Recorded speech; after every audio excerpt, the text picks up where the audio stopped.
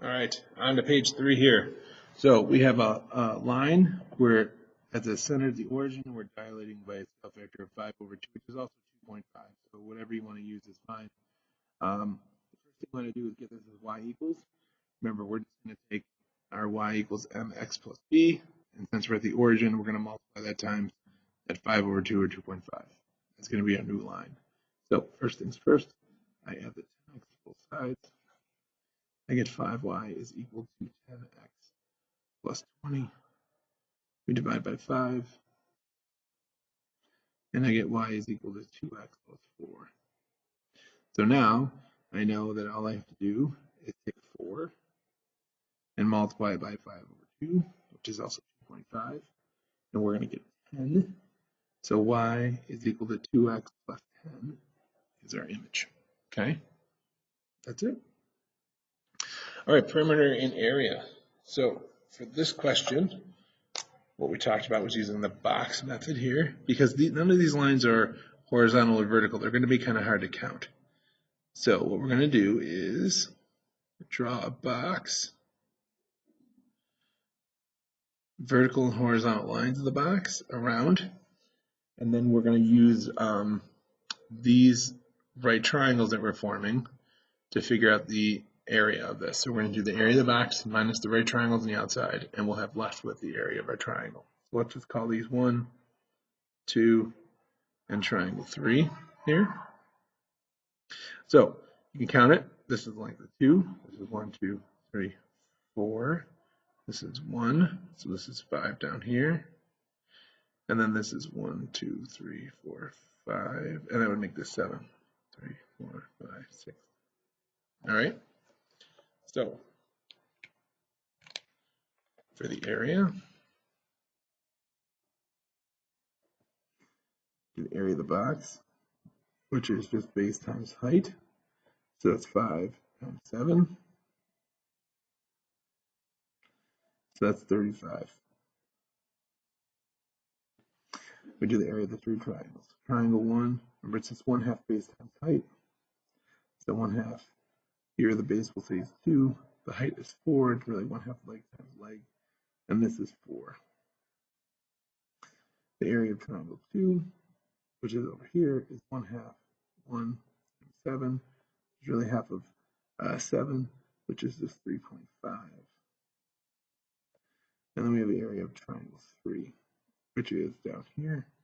It's 1/2 5 times 5, which is going to be half of 25 or 5.5.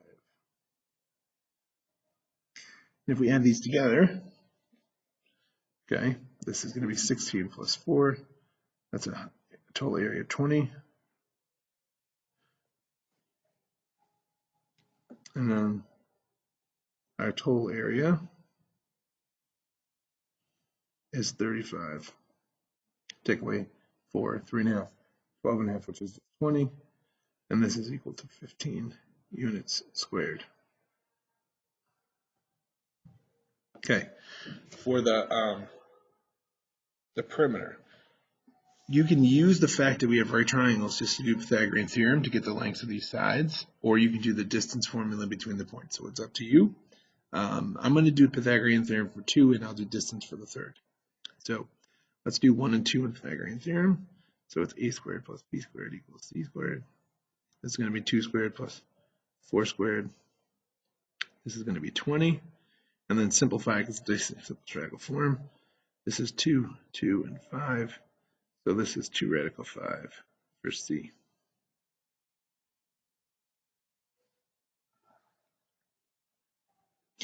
We can do the same thing for triangle 2.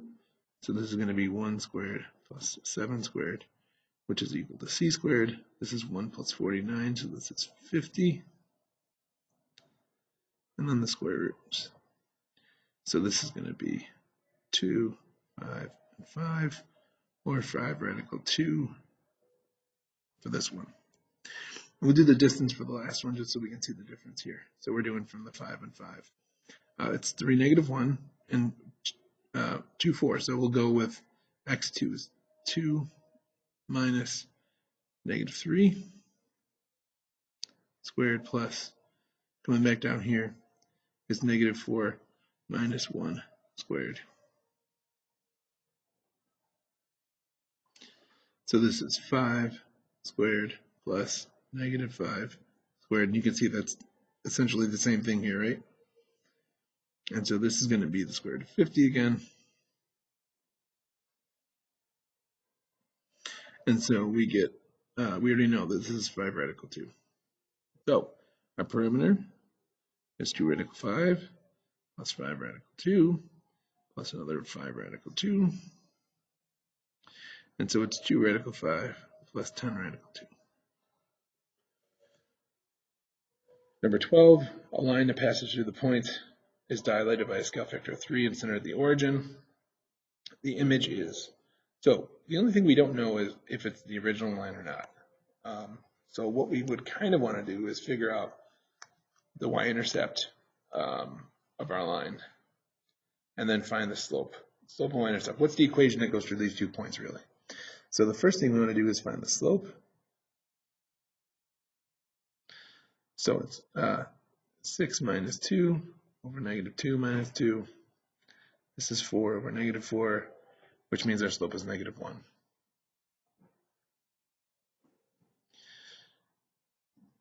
So that's our slope. We're going to use this point or that point, doesn't matter, for y equals mx plus b to find b. So it's y, we'll go 2 is equal to negative 1 times 2 plus b. 2 is equal to negative 2 plus b. We add 2 to both sides, and we're going to get 4 is equal to b. So you can tell that b is not on the origin. So since this is not 0, it's not going to be the original line. It's not going to be the same line. Okay? Its scale factor is 4, and it's a dilation of 3. So our new scale factor is going to be, or y-intercept is going to be 12. So we know that it's not passing through the origin, and we know it's definitely not perpendicular because it's going to have the same slope. It's going to be parallel. And the equation is our line is negative 1x plus 4. So if we just multiply that last part by 3, we're going to get negative 1x plus 12. And that is the actual equation of the line after that dilation.